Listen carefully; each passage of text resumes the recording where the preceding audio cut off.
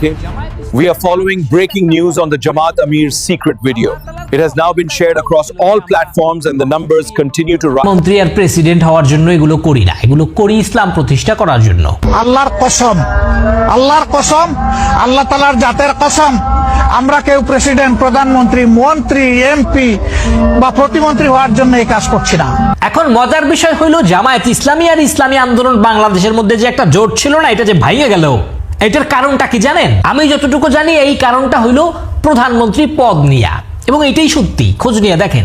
এখন আমি জামায়াত ইসলামের উদ্দেশ্য করে বলতে চাই যে আপনারা তো ভাই এই প্রধানমন্ত্রী, এমপি, মন্ত্রী, প্রেসিডেন্ট হইতে চান না, তাহলে ইসলামী আন্দোলন বাংলাদেশের প্রধানমন্ত্রী পদটা ছাইড়া দিলি তো হয়। মাত্র একটা পদই তো চাইছে, বেশি তো আর চায় নাই। তাহলে ওইটা দিয়ে আপনারা জোটটাকে আটকায় রাখলে ভালো হইতো না ইসলামের জন্য?